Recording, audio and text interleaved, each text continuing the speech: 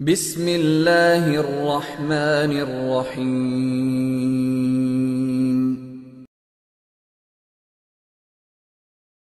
احمدہ ونصلی ونسلم علی رسولہ الکریم۔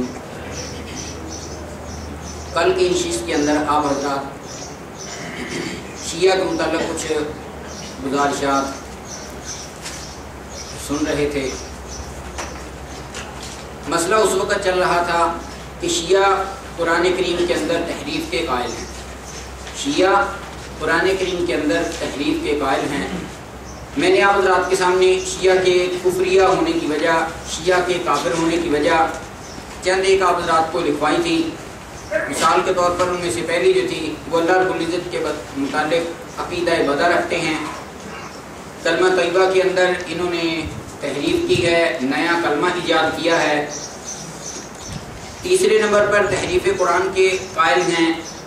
نمبر 4 ختم نبوت کے منکر ہیں، اور خلافت راشدہ کے متعلق ان کا عقیدہ امامت ہے، خلافت راشدہ کو نہیں مانتے بلکہ عقیدہ امامت رکھتے ہیں، اور ساتھ خلفائے راشدین اور صحابہ کرام رضوان اللہ کی تعالیٰ علیہم اجمعین کی توہین کرنا افضل ترین عبادت سمجھتے ہیں، اور اس کے ساتھ ساتھ تقیہ اور دوسرے مسائل پر اعتقاد رکھتے ہیں۔ تقیہ ہے، متع ہے، اور دوسری کئی ان کے پھر آگے فروعی مسائل جو انہوں نے امت مسلمہ سے اختلاف کیا ہے۔ تو میں نے آپ حضرات کو تحریف قرآن سے، تحریف قرآن کے متعلق ان کا ایک حوالہ اصول کافی جو الشافی جو ترجمہ ہے اصول کافی کا، اس حوالے سے لکھوائی تھی۔ تو دوسری روایت ایک لکھ لیں جو ان کے نزدیک حدیث کے درجہ کو پہنچی ہوئی ہے اور اس کو یہ مانتے ہیں۔ اصول کافی یہ امام ابو جعفر محمد بن یعقوب الکلینی کی کتاب ہے، کتاب الحجہ، صفحہ نمبر جلد نمبر 1 صفحہ نمبر 228۔ اس پر انہوں نے لکھا ہے ان ابی جعفر قال ما یستطیع احد ان یدعی ان عنده جمیع القرآن کلہ ظاہرہ و باطنہ غیر الاوصیاء، کہ کسی ایک کے پاس پورے کا پورا قرآن کریم موجود نہیں سوائے اماموں کے، پورے کا پورا قرآن کریم کسی کے پاس بھی موجود نہیں سوائے اماموں کے، جو ان کا امام 12واں امام ہے، امام مہدی جسے کہتے ہیں یا امام غائب جسے کہتے ہیں۔ تو اس کا جو اصل نام ہے وہ محمد بن حسن، اور وہ مشہور ہے امام غائب اور امام مہدی کے نام سے۔ یہ 5 سال کی عمر کے اندر ایک غار ہے، غار کا نام ہے سرمن رہا، غار کا نام کیا ہے؟ سرمن رہا۔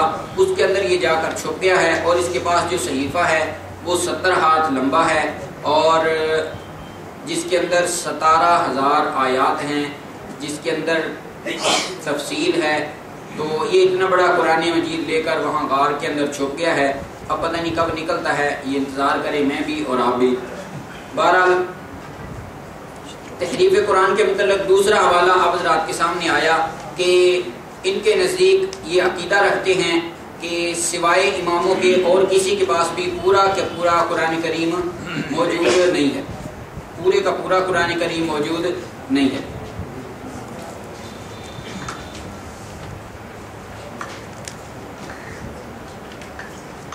آگے عنوان قائم کریں حضرات انبیاء اکرام علیہ الصلوۃ والسلام اور حضور اقدس صلی اللہ علیہ وآلہ وسلم کی توہین۔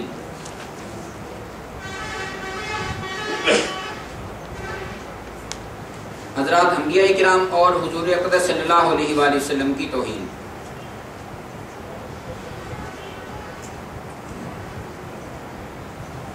ملا محمد باقر مجلسی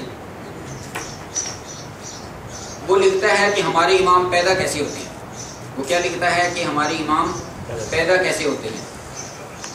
ملا محمد باقر مجلسی اپنی کتاب جلاء العیون جلد نمبر 2 صفحہ 474 پر لکھتا ہے، جو کہ شیعہ جنرل بک ایجنسی مغل حویلی لاہور سے شائع ہوئی ہے۔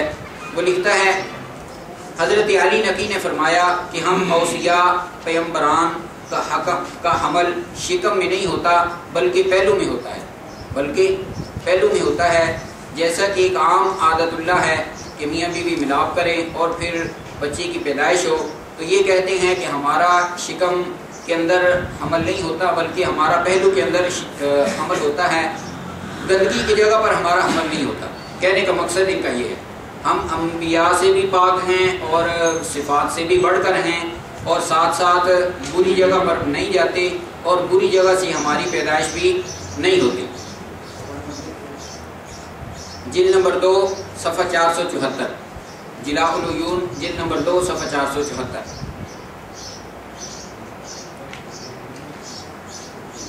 پھر انہوں نے حضرت علی رضی اللہ تعالیٰ عنہ کو تمام انبیاء کرام علیہ السلام سے افضل گردانا ہے، افضل مانتے ہیں۔ یہ حیات القلوب کتاب ہے، اس کا ترجمہ کیا ہے سید بشارت حسین نے، سید بشارت حسین، امامیہ کتب خانہ مغل حویلی لاہور سے شائع ہوا ہے۔ سید بشارت حسین لکھتے ہیں جناب امیر اور تمام ائمہ تمام انبیاء سے افضل ہے۔ جناب امیر یعنی سیدنا علی المرتضی رضی اللہ تعالیٰ عنہ اور دوسرے حضرات ان کے امام، وہ باقی تمام انبیاء اور حضور اقدس صلی اللہ علیہ وآلہ وسلم سے افضل ہیں۔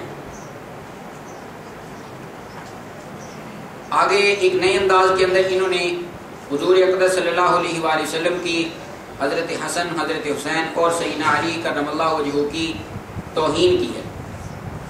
میں نکالا بدر آپ کو یہ حدیث، ان کی جو حدیث ہے وہ ذکر کی تھی، آج حوالہ بھی لکھ لے اور پوری حدیث بھی لکھ لے، پوری روایت جو اس کے الفاظ ہیں وہ بھی لکھ لے۔ کہتے ہیں وَمَن تَمَتَّعَ مَرَّةً كَانَ دَرْجَتُهُ كَدَرْجَةِ الْحُسَيْنِ، لکھیں وَمَن تَمَتَّعَ مَرَّةً كَانَ دَرْجَتُهُ كَدَرْجَةِ الْحُسَيْنِ وَمَن تَمَتَّعَ مَرَّتَيْنِ كَانَ دَرْجَتُهُ كَدَرْجَةِ الْحَسَنِ وَمَن تَمَتَّعَ ثَلَاثَ مَرَّاتٍ كَانَ دَرْجَتُهُ كَدَرْجَةِ عَلِيِّ بْنِ أَبِي طَالِبٍ نعوذ باللہ ثم نعوذ باللہ وَمَن تَمَتَّعَ 4 مرات فَدَرْجَتُهُ كَدَرْجَتِي، جس نے ایک دفعہ متع کیا وہ حضرت حسین رضی اللہ تعالیٰ عنہ کی درجہ کو پا گیا، جس نے 2 دفعہ متع کیا وہ حضرت حسن رضی اللہ تعالیٰ عنہ کی برابر جا پہنچا، جس نے 3 مرتبہ متع کیا اس نے حضرت علی رضی اللہ تعالیٰ عنہ کا مقام پا لیا، اور جس نے 4 دفعہ متع کیا وہ پیغمبر خدا صلی اللہ علیہ وآلہ وسلم کے درجہ تک پہنچ گیا۔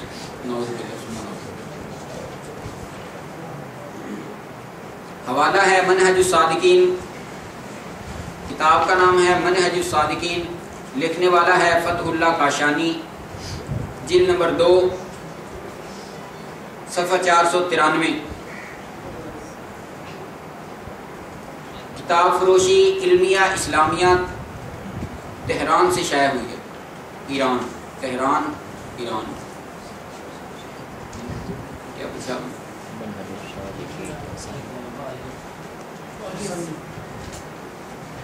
فتح اللہ کاشانی، منہج الصادقین کا مؤلف مصنف جو اس طرح کی بکواسات کو لکھنے والا ہے اس کا نام ہے فتح اللہ کاشانی، جلد نمبر 2 صفحہ 493۔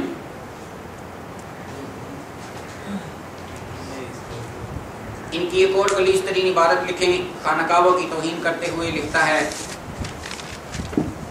قرآن کریم کی آیت ہے وَأَوْحَيْنَا إِلَىٰ أُمِّ مُوسَىٰ وَأَوْحَيْنَا إِلَىٰ مُوسَىٰ وَأَخِيهِ، قرآن کریم کی آیت۔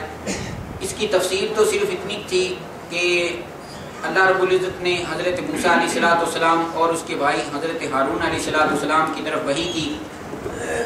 اب یہ اس کی تفسیر کرتے ہوئے لکھتا ہے، کہتا ہے حضرت موسیٰ اور حضرت ہارون علیہ السلام کو اجازت ہے کہ وہ مسجد اقصیٰ کے اندر شب باشی کریں، کیا مسجد اقصیٰ کے اندر رہ کر شب باشی کریں، عورتوں کو وہاں بلا لیں، جو بھی ان کے ساتھ کریں۔ تو اب اس نے حضور اقدس صلی اللہ علیہ وآلہ وسلم اور حضرت علی رضی اللہ تعالیٰ عنہ کو تشبیہ دی ہے، کن کے ساتھ؟ پیغمبر خدا صلی اللہ علیہ وآلہ وسلم کو ملایا ہے حضرت موسیٰ علیہ السلام کے ساتھ، اور حضرت علی کرم اللہ وجہہ کو ملایا ہے حضرت ہارون علیہ السلام کے ساتھ۔ تو یوں ملا کر آگے لکھتا ہے قیاس کرتے ہوئے، کہتا ہے پس سوائے حضرت علی علیہ السلام اور اولاد علی کے کسی اور کے لیے حلال نہیں کہ میری مسجد یعنی مسجد نبوی میں عورتوں سے مقاربت کرے اور جنوب حالت میں شباش ہو، جنوب حالت میں شباش ہو۔ آگے لکھتا ہے حضور اقدس صلی اللہ علیہ وآلہ وسلم نے فرمایا کہ جس کو یہ حالت بری لگے، جس کو یہ حالت بری لگے وہ یوں چلا جائے،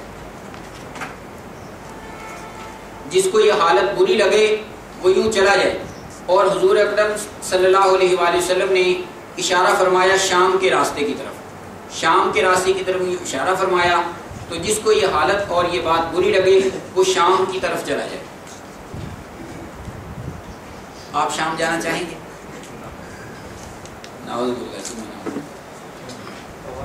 مسجدیں نماز پڑھنے کے لیے ہیں یا ان جیسی غلیظ ترین جو عبارات انہوں نے لکھی ہیں اور جو ان کے عقائد ہیں اور جو ان کے مسائل ہیں ان کاموں کے پورا کرنے کے لیے؟ کسی گندی نسل کے آدمی تیرے کو اور جگہ نہیں لگی سوائے مسجد، تو اصل یہ چنگی نسل ہے ہی نہیں شروع تو ہی۔ اگر ایک ماڑی موٹی بھی چنگی نسل ہوتی نا تو کی ہونا سی، کچھ نہ کچھ تو شرم و حیا کرتے، کسی گھر دے وچ دفع ہو جاندے، کسی کھڈے لگ جاندے، اوتھے جہی مرضی دفعات لاندے رہندے ایک دوسرے سے۔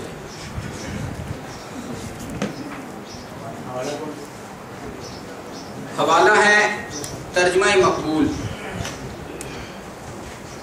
ترجمہ مقبول جسے کہنا چاہیے ترجمہ غیر مقبول غیر مردود۔ ترجمہ مقبول سید مقبول احمد دہلوی۔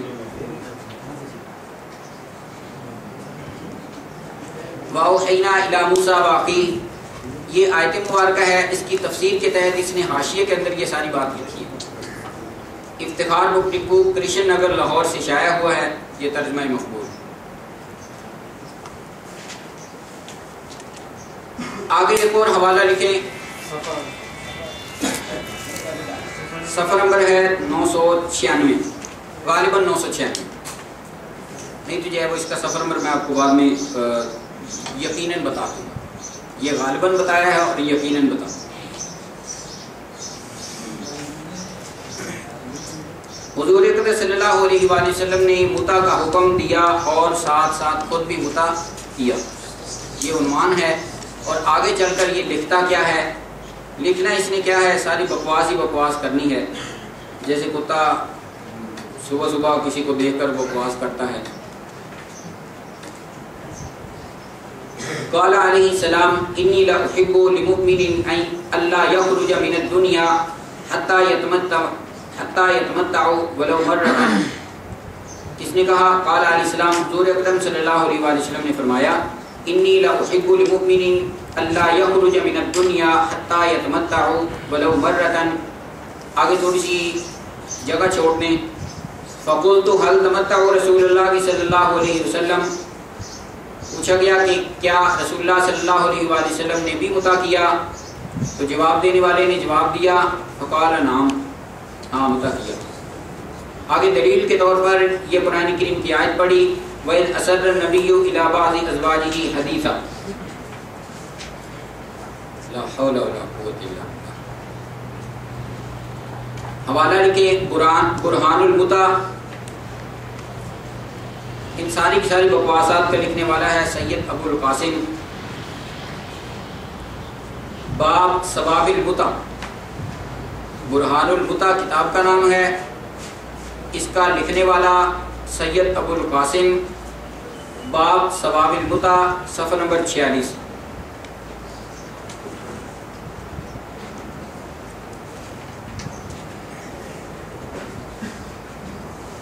حضرات انبیاء کرام اور حضور اقدس صلی اللہ علیہ وآلہ وسلم کی توہین کے متعلق آپ حضرات کے سامنے 4 حوالہ جات گوش گزار کیے۔ ان 4 حوالہ جات سے یہ بات معلوم ہوتی ہے کہ ان کا حضرات انبیاء کرام اور حضور اقدس صلی اللہ علیہ وآلہ وسلم کے متعلق کتنا توہین آمیز لہجہ ہے، جس کی وجہ سے ان کو کافر کہا جاتا ہے۔ پیغمبر خدا صلی اللہ علیہ وآلہ وسلم کی جوتے مبارک کی بھی اگر کوئی توہین کرے تو وہ بھی کیا ہے؟ کافر. چہ جائے کہ خود پیغمبر خدا صلی اللہ علیہ وآلہ وسلم کی وہ ذات مبارکہ کہ جس کی وجہ سے میں اور آپ اس کائنات کے اندر آئے، یہ کائنات ان کی وجہ سے تخلیق ہوئی، تو اس ذات کے متعلق، اس بہترین ہستی کے متعلق یہ کیا کہیں، اس طرح کے ہتک آمیز لہجے استعمال کریں، تو یہ کیسے مسلمان ہو سکتے ہیں؟ بات سمجھے؟ آگے عنوان قائم کریں، حضرات خلفائے راشدین اور صحابہ کرام کی توہین رضی اللہ تعالیٰ عنہ اجمعین.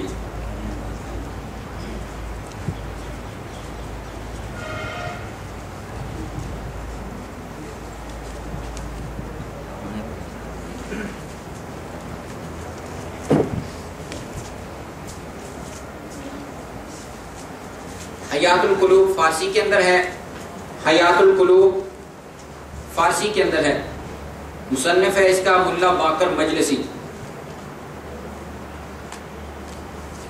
باب در وصیت حضرت رسول اکرم صلی اللہ علیہ وسلم، باب در وصیت حضرت رسول اکرم صلی اللہ علیہ وسلم، جلد نمبر 2 صفحہ 842، جلد نمبر 2 صفحہ 842.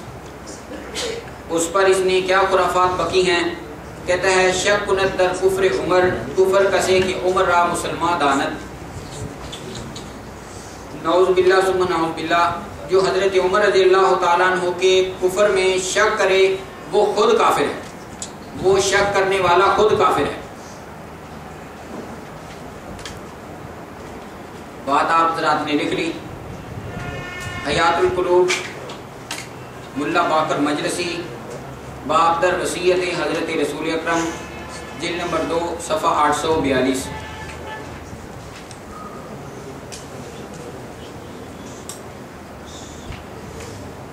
پچھلی نشست کے اندر آپ حضرات نے مناقب حضرت عمر بن خطاب رضی اللہ تعالیٰ عنہ سنے.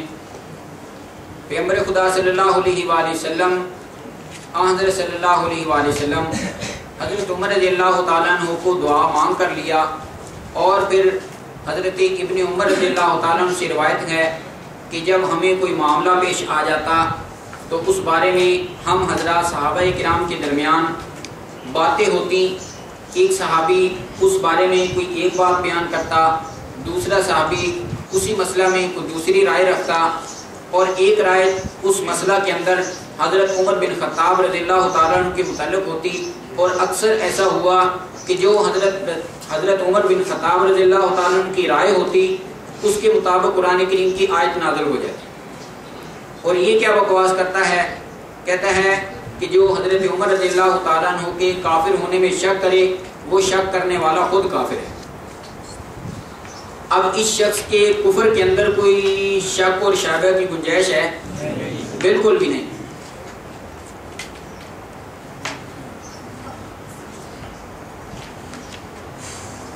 آگے حضرات صحابہ کرام پر انہوں نے لعنت کی ہے اور اس کی نسبت کر دی ہے حضرت امام جعفر صادق رحمہ اللہ کی طرف. وہ بات سن لے، حوالہ لکھ لیں، سن لیں. کتاب کا نام ہے عین الحیات، ملا باقر مجلسی. اچھا یہ باقر والا کون سا ہے؟ چھوٹا بچہ جب چلنا شروع ہونا تو اس کے لیے گھر میں والدین اس کے لیے نا یا چاچا تایا باقر لے آتے ہیں. اس باقر کے اندر پھر وہ چھوٹا بچہ بیٹھتا ہے، دوڑتا ہے، کبھی اس کے اندر پیشاب بھی کر دیتا ہے، کبھی پخانہ بھی کر دیتا ہے. تو میرا تو خیال یہی ہے، خیال کیا یقین ہے کہ یہ وہی باقر ہے، یہ ملا باقر وہی ہے. سارا کچھ اس کا گندا ہے، ذہن بھی اتنا گندا ہے، اور یہ کیا کیا بکواسات کر رہا ہے. صحابہ کرام کے متعلق کیا لکھتا ہے؟ کہتا ہے منقول از کہ حضرت امام جعفر صادق، فارسی، منقول از کہ حضرت امام جعفر صادق از جائے نماز. فارسی اگر کسی ساتھی نے نہ لکھنی ہو تو اس کا ذرا مفہوم صرف لکھ لینا، میں عرض کر دیتا ہوں. منقول از کہ حضرت امام جعفر صادق از جائے نماز خود بر نمی خواستن تا چہار ملعون و چہار ملعونہ را لعنت نمی گردد. حضرت امام جعفر صادق رضی اللہ رحمہ اللہ تعالی نماز پڑھنے کے بعد اپنے مصلی سے اس وقت تک نہیں اٹھتے تھے جب تک کہ 4 آدمیوں پر اور 4 عورتوں پر لعنت نہ فرما لیا کرتے تھے۔ کون کون سے؟ پس بعد از ہر نماز بگوید، ہر نماز کے بعد وہ یوں تسبیح پڑھا کرتے تھے، اللہم لعن ابا بکر،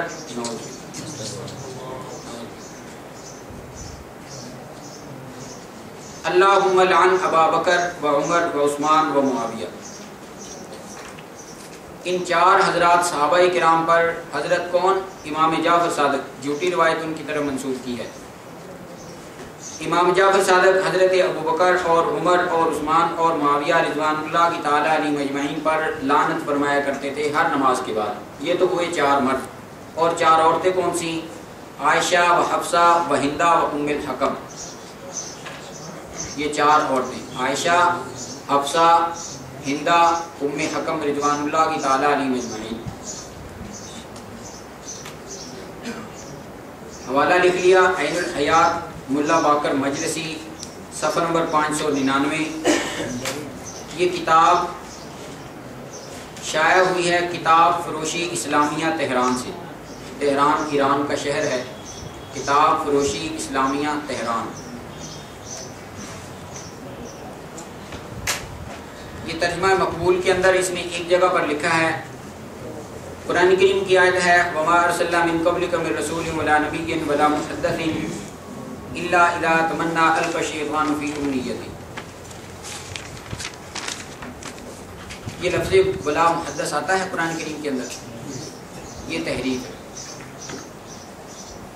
وَمَا أَرْسَلْنَا مِن قَبْلِكَ مِن رَسُولٍ وَلَا نَبِيٍّ وَلَا مُحَدَّثٍ، یہ لفظ محدث نہیں آیا قرآن کریم کے اندر۔ آگے ہے إِلَّا إِذَا تَمَنَّىٰ أَلْقَى الشَّيْطَانُ فِي أُمْنِيَّتِهِ۔ اس کا ترجمہ اس نے کیا ہے، ترجمہ کرتے ہوئے یہ عام بامحاورہ ترجمہ ہے، بامحاورہ ترجمہ کرتے ہوئے کیا بکواس کرتا ہے، لکھتا ہے یہ تمہارے لیے کوئی نئی بات نہیں، وَمَا أَرْسَلْنَا مِن قَبْلِكَ مِن رَسُولٍ، یہ تمہارے لیے پیغمبر خدا صلی اللہ علیہ وسلم کو مخاطب ہے، یہ تمہارے لیے کوئی نئی بات نہیں، بلکہ تم سے پہلے بھی جو رسول اور نبی محدث گزرے ہیں ان میں سے کسی نہ کسی نے کوئی نہ کوئی آرزو کی، کسی نہ کسی نے اور کوئی نہ کوئی آرزو کی، تو شیطان نے ان کی آرزو میں کوئی نہ کوئی اڑنگا لگا ہی دیا۔ اڑنگا لگا دیا مطلب ٹانگ اڑاتی، اور پر 2 ساتھی گل کر رہے ہیں تیجے نے کی کہنے ہیں 11 میں لات نہ اڑا ساڑھے سے، بات سمجھے؟ کوئی نہ کوئی اڑنگا لگا ہی دیا، شیطان نے اڑایا نا۔ جیسے یہاں اس نے اپنے دونوں ایجنٹ، جیسے یہاں اس نے اپنے دونوں ایجنٹ کون کون؟ ابو بکر و عمر بھیج دیے۔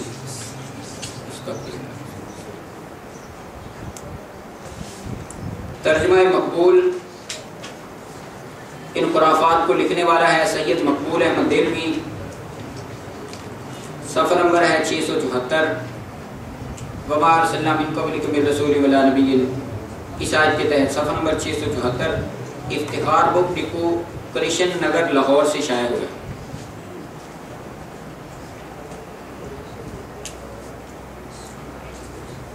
آگے سیدنا ابو بکر رضی اللہ تعالیٰ عنہ کی شان کے اندر اس نے ایک اور گستاخی کی ہے۔ گستاخی کیا کی ہے؟ کہتا ہے شیطان کے بعد اس کے مذہب کو سب سے پہلے قبول کرنے والا، آگے بڑے عجیب الفاظ اور اس نے عجیب طنز کیا ہے، سب سے پہلے شیطان کے مذہب کو قبول کرنے والا چیمپئن اول ابو بکر ہے۔ جب حضرت ابو بکر کرسی صدارت پر رونق افروز ہوئے تو خطبہ دیا۔ کتاب کا حوالہ ہے چراغ مصطفی اور شرار ابو لہبی، کتاب کا حوالہ ہے چراغ مصطفی اور شراب ابو لہبی، شرار ابو لہبی، حصہ اول، صفحہ 18۔ اشتیاق کاظمی نے یہ کتاب لکھی ہے، اشتیاق کاظمی۔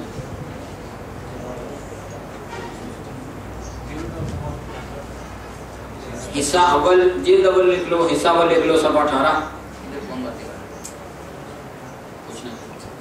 خاموش ہے۔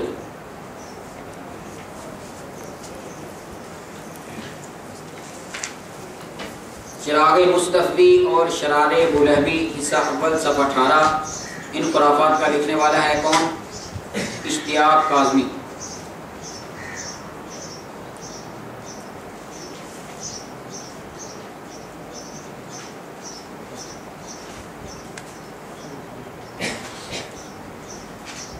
آگے انہوں نے حضرت علی رضی اللہ تعالیٰ عنہ کی ایک عجیب انداز کے اندر توہین کی ہے، عجیب ہی انداز اپنایا ہے.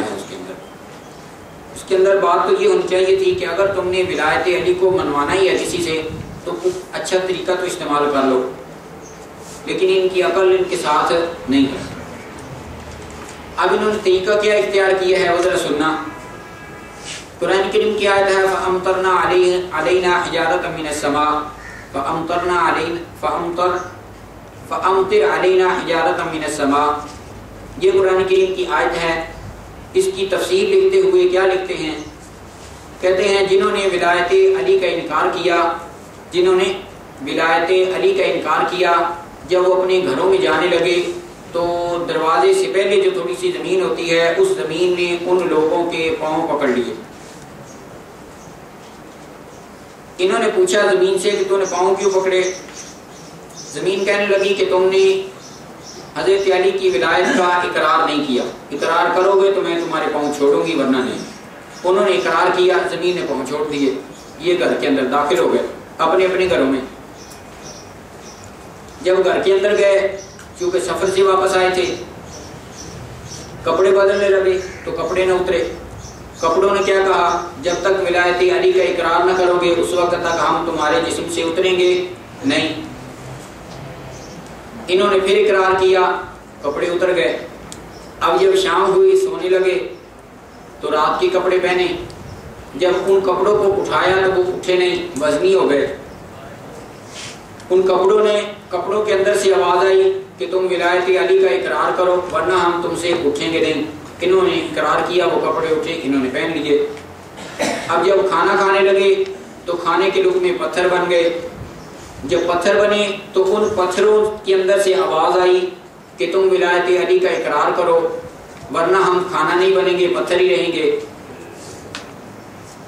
انہوں نے اقرار کیا، وہ پتھر لقمے بنے، انہوں نے یوں کھانا کھایا. اتنی بات تو چلو سمجھ میں آتی تھی، ولایت علی کا اقرار. آگے جو انہوں نے بکواس کی ہے وہ ذرا سننے کے قابل ہے، وہ بلکہ ان کو سنانے کے بھی قابل ہے. جب وہ کھانا ہضم ہوا تو جب وہ باتھ روم کے اندر گئے یا بیت الخلاء کے اندر گئے تو وہاں سے آواز آئی. کہاں سے؟ دونوں راستوں سے آواز آئی کہ جب تک تم ولایت علی کا اقرار نہیں کرو گا ہم کچھ باہر نہیں نکلے. وہاں انہوں نے پھر اقرار کیا کہ جی ہم ولایت علی کا اقرار کرتے ہیں. تب وہ ہضم شدہ کھانے کا اخراج ہوا، ہضم شدہ کھانے کا اخراج ہوا. اب یہ لوگ آ گئے تنگ. جب تنگ آئے تو اس وقت انہوں نے دعا کی اللہم ان کان ھذا ھو الحق من عندک فامطر علینا حجارۃ من السماء. اس وقت انہوں نے دعا کی اللہ اگر یہ ساری باتیں تیری طرف سے حق ہیں ہم پھر بھی اس کو نہیں مانتے، اب تیرا جی چاہے فامطر علینا حجارۃ من السماء، جو کر لے کرنا. سمجھے؟ یہ حوالہ ہے آثار حیدری. سید شریف حسین نے اس کو لکھا ہے. اصل کے اندر یہ حضرت امام حسن عسکری رحمہ اللہ کی تفسیر ہے، اس کا اردو ترجمہ ہے آثار حیدری کے نام سے. سید شریف حسین نے اس ترجمہ کو لکھا ہے. جلد نمبر صفحہ نمبر 556. امامیہ کتب خانہ مغل حویلی لاہور سے شائع ہوا. امامیہ کتب خانہ مغل حویلی لاہور سے شائع ہوا.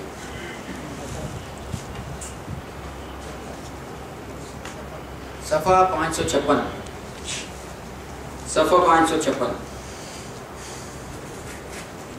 یہ چند ایک ان کے مسائل و عقائد تھے جو آپ حضرات کے سامنے آئے، اور انہوں نے اہل سنت والجماعت پر اعتراضات بھی کیے ہیں. ان میں سے جیسے کل ایک سوال بھی آیا تھا کہ حضرت عمر رضی اللہ تعالیٰ عنہ نے حضور اقدس صلی اللہ علیہ وآلہ وسلم کی مرض وفات کے اندر جب حضرت صلی اللہ علیہ وآلہ وسلم نے قلم اور دوات منگوایا تو حضرت عمر فاروق رضی اللہ تعالیٰ عنہ نے منع فرما دیا. تو اس وقت انہوں نے اس حدیث مبارکہ کو لے کر یعنی حدیث قرطاس کو لے کر یہ امت مسلمہ پر اہل سنت والجماعت پر اعتراض کرتے ہیں. تو ابھی جو ہے وہ چند ایک اعتراضات انشاءاللہ صرف اسی نشست کے اندر ہی جتنے بھی ہو سکے وہ آپ کے سامنے عرض کر دیتا ہوں. بخاری شریف کی حدیث ہے. اب اگر اوپر عنوان دینا چاہیں تو اعتراضات شیعہ کے اعتراضات کے جوابات، عنوان قائم کر لیں شیعہ کے اعتراضات کے جوابات.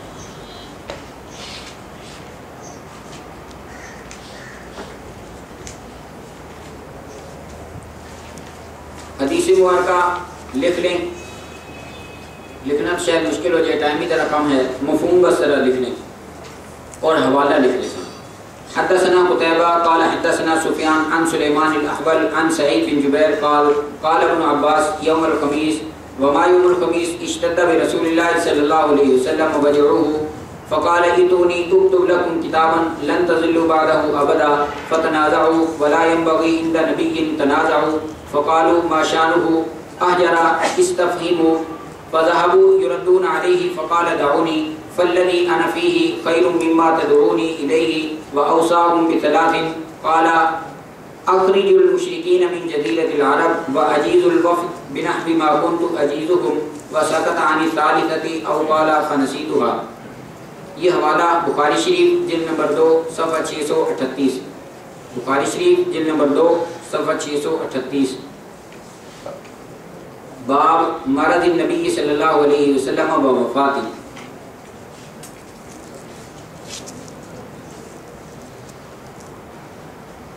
یہ حدیث قرطاس ہے،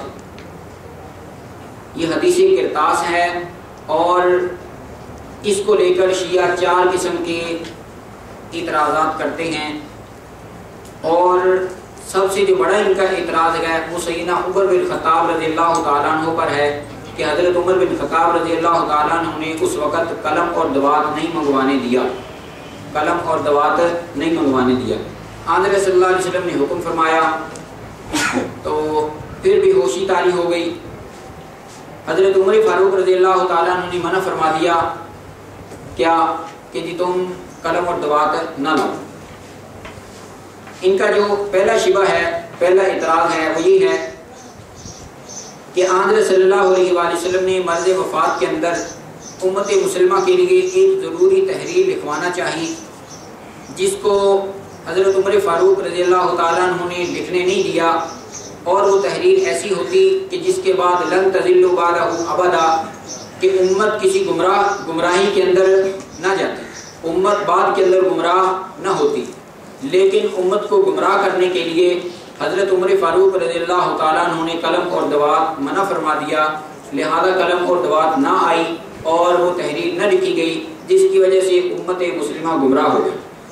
اب انہوں نے حضرت عمر فاروق رضی اللہ تعالیٰ عنہ پر اعتراض کیا ہے کہ انہوں نے کیوں نہ منگوانے دی تاکہ امت مسلمہ کیا ہو جاتی، گمراہی سے بچ جاتی.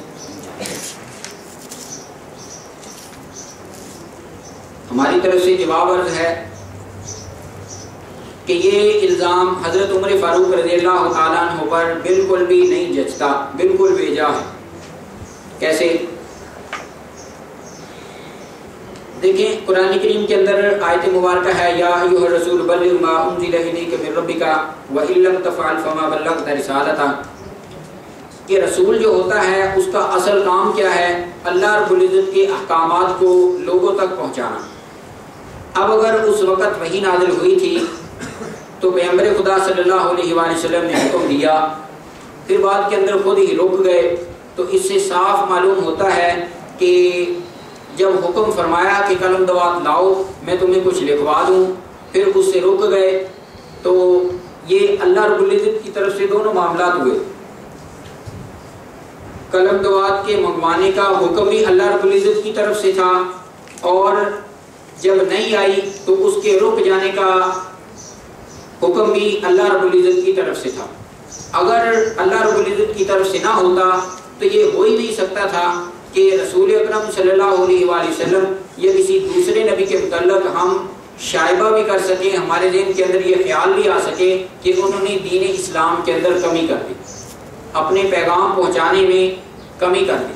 ٹھیک ہے، یہ پہلا جواب.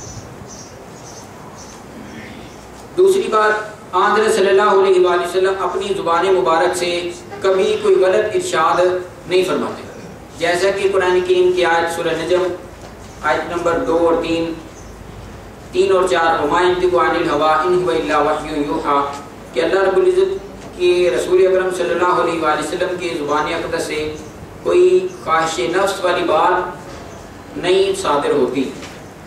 بات سمجھے؟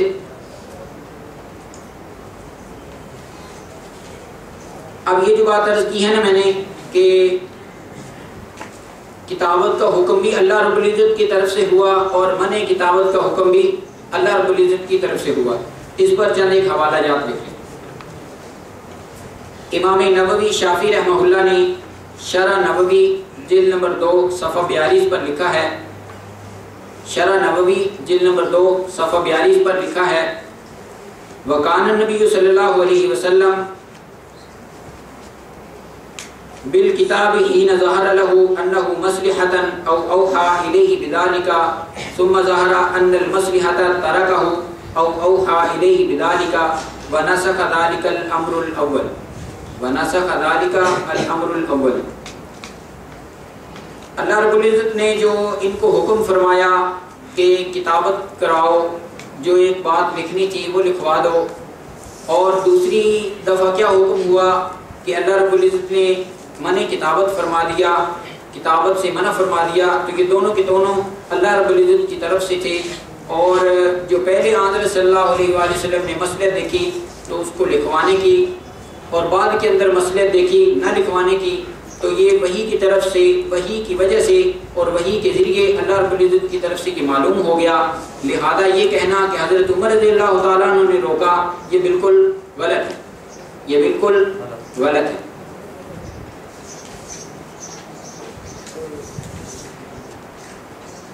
دوسرا جواب،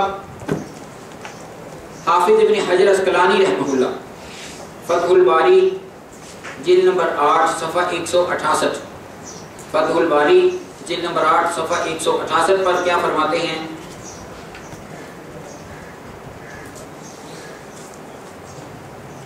حضرت صلی اللہ علیہ وآلہ وسلم کا جو تحریر کا ارادہ تھا وہ بھی اجتہاد کی وجہ سے تھا یا وحی کی وجہ سے تھا، اور پھر اس کو چھوڑ دینا، ترک کر دینا، وہ بھی وحی کی وجہ سے تھا یا اجتہاد کی وجہ سے تھا. عبارت یہ ہے، وَعَزَمَهُ صلی اللہ علیہ وسلم کانا اما بالوحی و اما بالاجتہاد وَكَذَلِكَ تَرَكَهُ إِنْ كَانَ بِالْوحی فَبِالْوحی وَإِلَّا فَبِالْاجتہاد أَيْضًا. اگر تو وہ وحی کی وجہ سے تھا تو وحی کی وجہ سے ہی وہ نسخ ہو گیا، اور اگر اجتہاد کی وجہ سے تھا تو دوسرے اجتہاد جو بعد کے اندر ہوا اس اجتہاد کی وجہ سے پہلے اجتہاد ختم ہو گیا، نسخ ہو گیا، منسوخ ہو گیا. بات سمجھے؟ تو اس سے بھی ثابت ہوا، معلوم ہوا کہ حضرت عمر فاروق رضی اللہ تعالیٰ عنہ بالکل اس سے بری ہیں. اس کے اندر انہوں نے ایک اور اعتراض کیا ہے،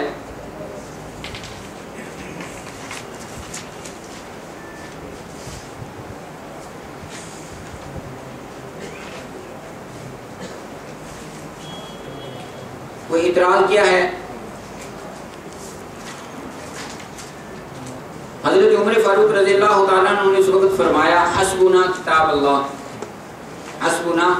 حسبنا کتاب اللہ. یہ کہہ کر حضرت عمر فاروق رضی اللہ تعالیٰ عنہ نے حدیث کا انکار کیا ہے، حدیث کا انکار کیا ہے.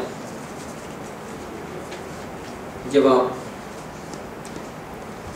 واقعہ کرتاس کے اندر حضرت عمر فاروق رضی اللہ تعالیٰ عنہ تک کا حضرت عمر فاروق رضی اللہ تعالیٰ عنہ کا نام نہیں، لہذا یہ کہنا کہ یہ جملہ حضرت عمر فاروق رضی اللہ تعالیٰ عنہ نے فرمایا یہ بالکل غلط ہے،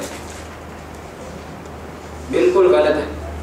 مسند ابی اعلیٰ کی روایت ہے حسبنا کتاب اللہ کے الفاظ، مسند ابی اعلیٰ کی روایت کے اندر حسبنا کتاب اللہ کے الفاظ موجود ہی نہیں، حسبنا کتاب اللہ کے الفاظ موجود ہی نہیں ہیں.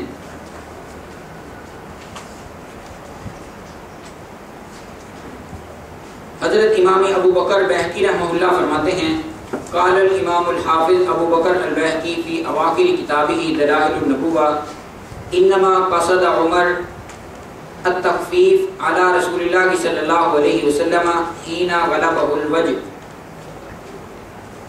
حضرت عمر فاروق رضی اللہ تعالیٰ عنہ حضرت صلی اللہ علیہ وآلہ وسلم پر تخفیف کی وجہ سے ایسے فرمایا کہ کیسے حین غلبہ الوجع، کہ جب حضرت صلی اللہ علیہ وآلہ وسلم پر تکلیف شدت کر گئی، تکلیف کے اندر شدت آ گئی، بہت زیادہ تکلیف بڑھ گئی، تو اس وقت حضرت صلی اللہ علیہ وآلہ وسلم کی تکلیف کو دیکھتے ہوئے حضرت عمر فاروق رضی اللہ تعالیٰ عنہ حضرت صلی اللہ علیہ وآلہ وسلم پر ایک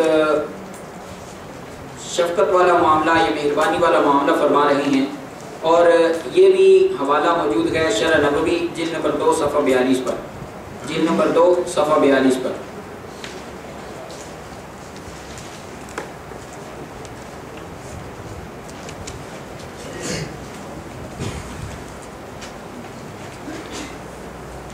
تیسرا جواب، حسبنا کتاب اللہ سے یہ ہرگز مطلب نہیں لیا جا سکتا کہ آپ رضی اللہ تعالیٰ عنہ نے حدیث کا انکار کیا، کیونکہ اگر بالفرض یہ مان بھی لیا جائے کہ حسبنا کتاب اللہ سے حدیث کا انکار لازم آتا ہے، تو قرآن کریم کے اندر ہے حسبنا اللہ و نعم الوکیل، اس کا کیا مطلب لیا جائے گا؟ حسبنا اللہ و نعم الوکیل اس کا کیا مطلب لیا جائے گا؟ لہذا جیسے حسبنا اللہ و نعم الوکیل سے کوئی دوسرا مطلب نہیں لیا جا سکتا، اسی طرح حسبنا کتاب اللہ سے بھی کوئی دوسرا مطلب نہیں لیا جا سکتا، یعنی انکار حدیث کا، یعنی انکار حدیث کا۔ ایک اور اس کے اندر اعتراض کرتے ہیں شیعہ، وہ کہتے ہیں حدیث قرطاس کے اندر حضرت رسول اکرم صلی اللہ علیہ وآلہ وسلم امیر المؤمنین سیدنا علی رضی اللہ تعالیٰ عنہ کی خلافت بلا فصل تحریر کروانا چاہتے تھے، جو کہ حضرت عمر فاروق رضی اللہ تعالیٰ عنہ نے منع کر کے اس خلافت بلا فصل کو ختم کروا دیا، اس خلافت بلا فصل کو ختم کروا دیا۔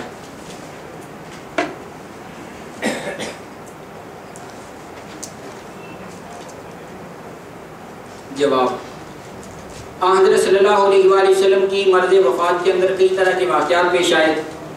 مثال کے طور پر حضرت اسامہ بن زید کے حق میں ارشادات 1، نمبر 2 ازواج مطہرات اور اہل بیت کے حق میں بھی کئی فرامین منقول ہیں، اور اس کے ساتھ ساتھ جناب صدیق اکبر رضی اللہ تعالیٰ عنہ کے بارے میں بھی کچھ ارشادات منقول ہیں، جیسا کہ حضرت صلی اللہ علیہ وآلہ وسلم کی حدیث مبارکہ ہے مروا ابا بکر فلیصلی بالناس، مروا ابا بکر فلیصلی بالناس،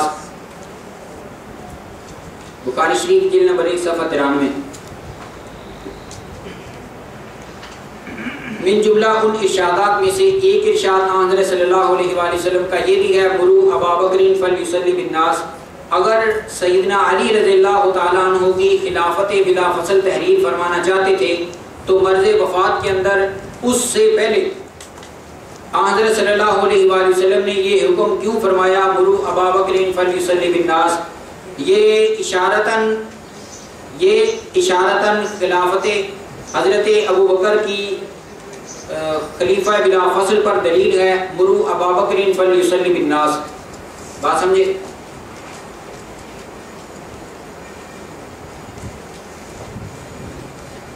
اسی طرح البدایہ والنہایہ جلد نمبر 5 صفحہ 230 پر لکھا ہے، امام ابن کثیر رحمہ اللہ نے فرماتے ہیں وفی قولہ علیہ السلام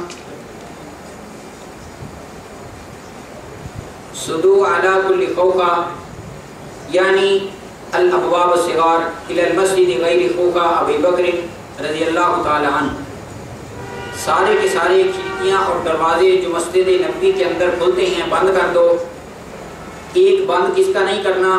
سیدنا ابو بکر رضی اللہ تعالی عنہ، سیدنا ابو بکر رضی اللہ تعالی عنہ کا دروازہ جو مسجد نبوی کے اندر کھلتا ہے یہ بند نہیں کرنا۔ اشارۃ الی الخلافۃ، آگے کیا فرمایا؟ یہ سیدنا ابو بکر رضی اللہ تعالی عنہ کی خلافت کی طرف اشارہ ہے۔ مروا ابا بکر فلیصلی بالناس پہلا اشارہ، اور دوسرے نمبر پر مسجد کا دروازہ، مسجد کے اندر کھلنے والا سیدنا ابو بکر صدیق رضی اللہ تعالیٰ عنہ کا دروازہ وہ بھی بند نہ کیا جائے، کھلا رہے، یہ بھی خلافت صدیق اکبر رضی اللہ تعالیٰ عنہ کی طرف اشارہ۔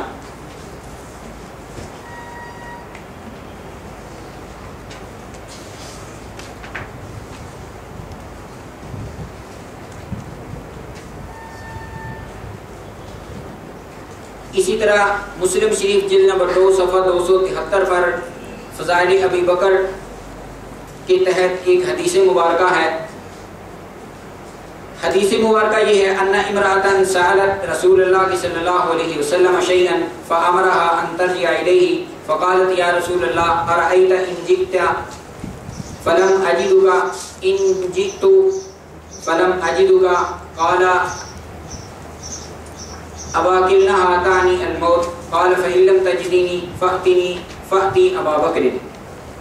ایک عورت آن صلی اللہ علیہ وآلہ وسلم کے پاس آئی، آ کر عرض کرنے اس نے کوئی اپنا مسئلہ بیان کیا، کوئی مدد چاہی۔ پیغمبر خدا صلی اللہ علیہ وآلہ وسلم نے فرمایا کہ فی الوقت تو واپس چلی جا اور کسی اور وقت میں آنا۔ وہ عورت کہنے لگی یا رسول اللہ اگر میں کسی اور وقت میں آؤں اور آپ کو نہ پاؤں تو پیغمبر خدا صلی اللہ علیہ وآلہ وسلم نے فرمایا کہ اگر مجھے نہ پائے تو پھر کس کے پاس آنا؟ سیدنا ابو بکر رضی اللہ تعالیٰ عنہ کے پاس، وہ تمہاری اس ضرورت کو پورا فرما دیں گے۔ اب اس سے بھی اشارہ ہے سیدنا ابو بکر رضی اللہ تعالیٰ عنہ کی خلافت کی طرف۔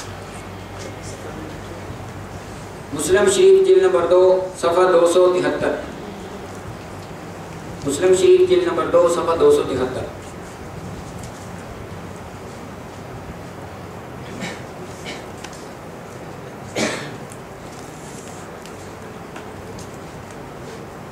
مسلم شریف جلد نمبر 2 صفحہ 273 اسی باب کے تحت ایک اور حدیث مبارکہ ذکر کی ہے۔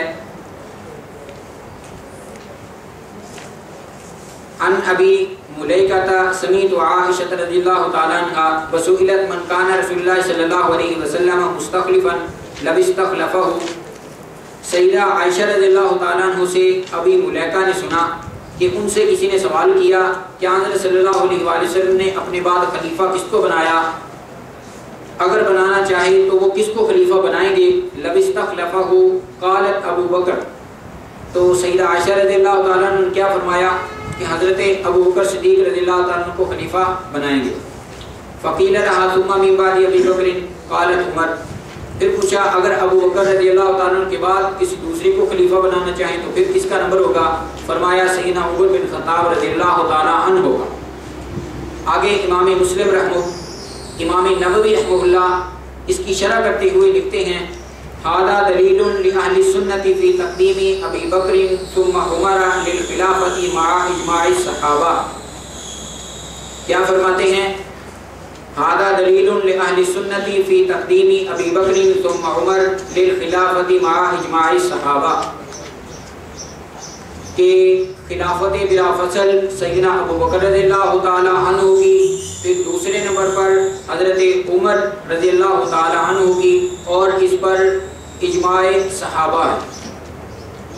بات سمجھے؟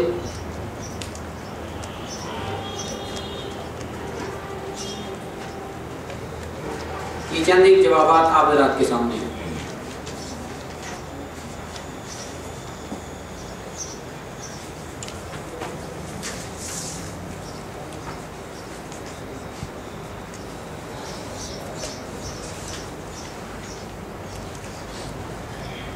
سیدنا علی رضی اللہ تعالیٰ عنہ کی خلافت بلا فصل پر ایک اور حدیث سے استدلال کرتے ہیں، بخاری شریف کے اندر موجود ہے، بخاری شریف جلد نمبر 2 صفحہ 633 پر حدیث مبارکہ ہے۔ عن موسیٰ بن سعد عن ابیہ ان رسول اللہ صلی اللہ علیہ وسلم خرج الى تبوک واستخلف علیا فقال اتخلفنی فی الصبیان والنساء قال الا ترضى ان تكون منی بمنزلة ہارون من موسیٰ الا انه لیس نبی بعد۔ جب غزوہ تبوک کے اندر پیغمبر خدا صلی اللہ علیہ وآلہ وسلم تشریف لے گئے تو سیدنا علی کرم اللہ وجہہ الکریم کو مدینہ کے اندر عورتوں اور بچوں پر نگران مقرر فرما دیا، اپنا خلیفہ نامزد کر دیا۔ تو یہ اس حدیث مبارکہ سے استدلال کرتے ہیں کہ سیدنا علی رضی اللہ تعالیٰ عنہ کی خلافت بلا فصل ہے۔ کا جواب یہ ہے، اس کے اندر صرف اور صرف سیدنا علی رضی اللہ تعالیٰ عنہ کی فضیلت بیان کی گئی ہے کہ غزوہ تبوک کے موقع پر حضرت صلی اللہ علیہ وآلہ وسلم نے حضرت علی رضی اللہ تعالیٰ عنہ کو فرمایا کہ آپ مدینہ شریف کے اندر رہیں، عورتوں اور بچوں کی دیکھ بھال کریں، اور اس پر حضرت علی رضی اللہ تعالیٰ عنہ نے فرمایا کہ میں تو جہاد کی صلاحیت رکھتا ہوں، آپ مجھے جہاد کے اندر لے جائیں، وہاں میں انشاءاللہ دشمنوں کا بھلا کام کروں گا۔ دشمن کون تھے؟ مشرکین تھے نا، تو انہی میں سے یہ ایک ٹولہ نکلا ہے۔ بہرحال اس موقع پر حضرت صلی اللہ علیہ وآلہ وسلم نے کیا ارشاد فرمایا، ان تکون منی بمنزلتی ہارون من موسیٰ، کہ تو میرے نزدیک موسیٰ علیہ السلام کے بھائی ہارون علیہ السلام کی جگہ پر ہے، تو ہارون علیہ السلام کی جگہ پر ہے۔ تو وہاں سے یہ کیا کہتے ہیں کہ جیسے حضرت ہارون علیہ السلام تھے اسی طرح حضرت علی رضی اللہ تعالیٰ عنہ ہیں، لہذا خلافت بلا فصل سیدنا علی رضی اللہ تعالیٰ عنہ کے لیے ثابت ہو گئی۔ یہ کئی طرح سے باطل ہے، یہ اعتراض کئی طرح سے باطل ہے۔ ایک تو اس طرح کہ حضرت موسیٰ علیہ السلام کے بعد حضرت ہارون علیہ السلام اس کے نائب نہیں بنے۔ نائب کون بنے؟ حضرت یوشع بن نون۔ نائب کون بنے؟ حضرت یوشع بن نون۔ پھر اس کے اندر یہ تشبیہ من کل الوجوہ نہیں ہے، من بعض الوجوہ ہے۔ من کل الوجوہ تشبیہ نہیں ہے، من بعض الوجوہ ہے۔ امام نووی شافعی رحمہ اللہ اس کی حدیث کی تفسیر فرماتے ہیں، تشریح فرماتے ہیں، وَهَذَا الْحَدِيثُ لَا حُجَّةَ فِيهِ لِأَحَدٍ مِّنْهُمْ بَلْ فِيهِ إِثْبَاتٌ فَضِيلَةٍ لِعَلِيٍّ رضی اللہ تعالی عنہ۔ اس کے اندر سیدنا علی رضی اللہ تعالیٰ عنہ کی فضیلت معلوم ہوتی ہے، خلافت معلوم نہیں ہوتی۔